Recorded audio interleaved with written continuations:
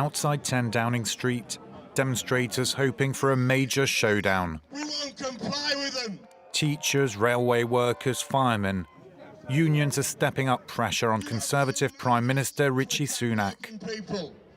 Left-wing figure and former leader of the opposition, Jeremy Corbyn, says the working class is back.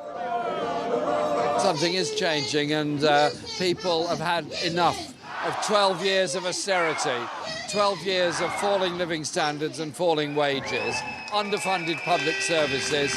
And so this is a cry from the heart. I think we're going to see a month or 2 months of very intense activity. The government will have to back down.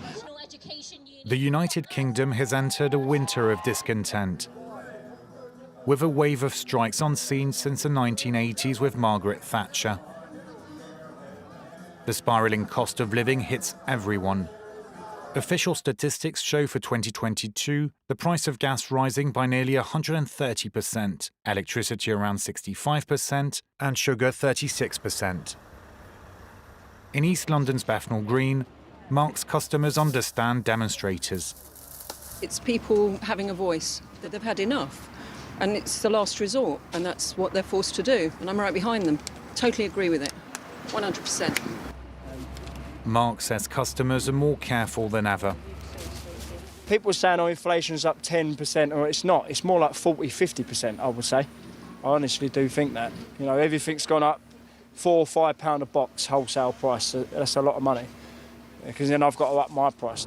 In the southwest of England, the city of Bristol, Tom teaches in a further education college. Housing prices have risen sharply in recent years.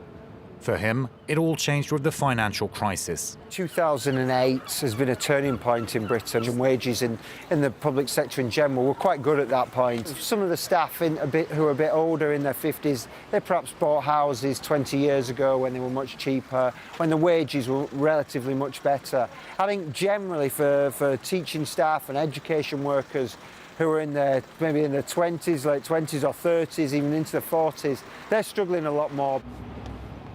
Tom's family is making ends meet thanks to his wife's higher salary at a university. It's not the case for some of his colleagues. Many quit teaching. The strike was a real life-change experience for many of people. Many workers cannot afford to heat their homes because of the cost of living crisis. Children are going home from school or going to school hungry because they haven't got enough food to eat at home. That's the reality for millions of people in Britain. Often regarded as a source of pride, the NHS is mired in crisis. The Free Health Service is struggling to recruit staff with over 10,000 vacancies to fill across England. Brexit has made things worse, with an estimated 4,000 doctors choosing not to come to the country since it left the European Union. The NHS is experiencing the largest strike in its history. Steve has been driving an ambulance in London for 27 years. I didn't join this job to strike, I joined this job to care for people, but the lack of funding, the poor pay rises that we've had have just left thousands, tens of thousands of vacancies across the NHS. Steve and Abby speak of unacceptable waiting times for the public to get through to paramedics. There are also record delays outside hospitals. The Royal College of Physicians said that there's 500 deaths caused per week because of delays. We're getting terrible stories, dreadful stories of patients being on our trolley beds for 10, 12 hours, which isn't good enough. It's hard, isn't it, when you know that you're going to be waiting for hours and hours with your patient could deteriorate and there's nothing physically you can do to help them.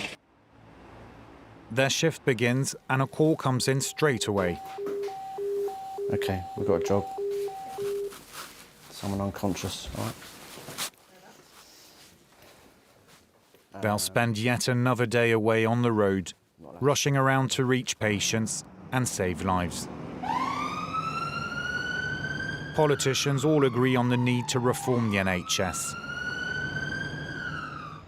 The River Thames separates Westminster, the heart of power, and St Thomas's Hospital. The strikes are on people's minds. It's a pity they can't find another way to say what they need to say. I think nurses are undervalued, really they are. They're underpaid the amount of work that they do, the effort that they put in. But people need to pay for that as well. It's not free. I mean, in other countries, I don't think anyone, if you go to the States, I lived there for a while and it's, you have to pay your way. A taxi driver calls us. Bring the NHS down. Privatisation. What do you say? It's all to bring the NHS down. Privatisation. Like many other professions, nurses are taking to the streets. They rejected the pay offer made by Prime Minister Sunak. A majority of Britons support their strike and show their support by clapping as they pass by. The winter of discontent continues and is growing in strength.